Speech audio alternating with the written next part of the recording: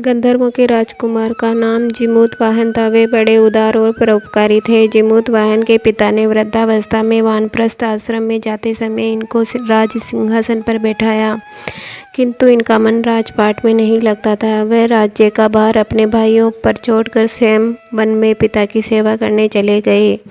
One में ही जीमूतवाहन को मलयवती नामक राजकन्या से भेंट हुई और दोनों में प्रेम हो गया। एक दिन जब वह वन में भ्रमण करते हुए जीमूतवाहन काफ़ी आगे चले गए, तब उन्हें एक वृद्धा विलाप करते हुए दिखी। पूछने पर वृद्धा ने रोते हुए बताया, मैं नागवंश की स्त्री हूँ, मुझे एक ही पुत्र है। पक्षीराज गरुड़ के कोप से मुक्ति दिलाने के लिए नागों ने ये व्यवस्था की है। वे गरुड़ को प्रतिदिन भक्षण हेतु एक युवा नाग सौंपते हैं। आज मेरे पुत्र शंखचूड़ की बलि का दिन है। आज मेरे पुत्र के जीवन पर संकट है और थोड़ी देर बाद ही मैं पुत्र विहीन हो जाऊंगी। एक स्त्री के लिए इससे बड़ा दुख क्या होगा कि उसके जीते जी उसका पुत्र न रहे।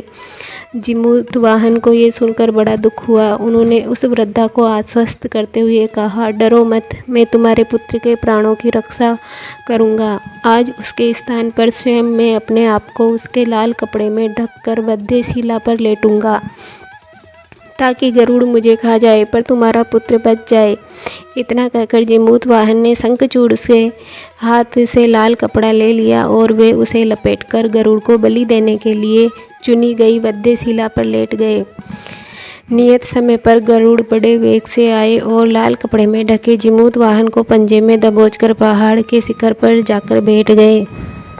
गरुड़ अपनी कठोर चोंच का प्रहार किया। जीमूतवाहन के शरीर से मांस का बड़ा हिस्सा नोच लिया। इसकी पीड़ा से जीमूतवाहन की आंखों से आंसू बह निकले और वह दर्द से कराहने लगे। अपने पंजे में जकड़े प्राणी की आंखों में आंसू और मुंह से कराह सुनकर गरुड़ बड़े आश्चर्य में पड़ गए, क्योंकि ऐसा पहले कभी नहीं हुआ था।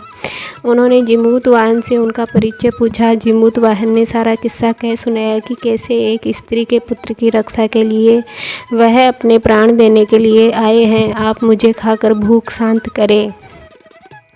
गरुड़ उनकी बहादुरी और दूसरे की प्राण रक्षा के लिए स्वयं का बलिदान देने की हिम्मत से बहुत प्रभावित हुए। उन्हें स्वयं पर पछतावा होने लगा। वे सोचने लगे कि यह एक मनुष्य है जो दूसरे के पुत्र की रक्षा के लिए स्वयं की बलि दे रहा है, और एक मैं हूँ जो देवों के संरक्षण में हूँ किंतु दूसरों की संतान की बलि ले रहा हूँ।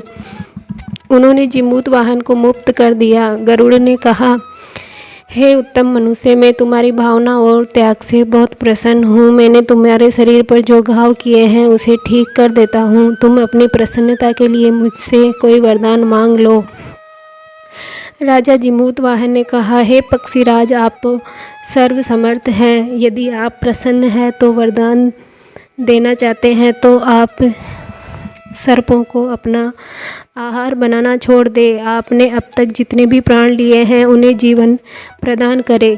गरुड़ ने सबको जीवन दान दे दिया और नागों की बलि न लेने का वरदान भी दिया। इस प्रकार जीमूतवाहन के साथ से नाग जाति की रक्षा हुई। गरुड़ ने कहा, तुम्हारी जैसी इच्छा है वैसा ही होगा। हे राजा, जो स्त्री तुम्हारे इस बलिदान की कथा सुनेगी और विधि पूर्वक व्रत का पालन करेगी, उसकी संतान मृत्यु के मुख से भी निकल आएगी। तब से ही पुत्र की रक्षा हेतु जीमूतवाहन की पूजा की प्रथा शुरू हो गई है। ये कथा कैलाश पर्वत पर भगवान शंकर ने माता पार्वती को सुनाई थी। जीवित पुत्रिका के दिन भगवान श्री गणेश, माता पार्वती और शिव जी की पूजा एवं ध्यान के बाद एक व्रत कथा सुनी जाती है।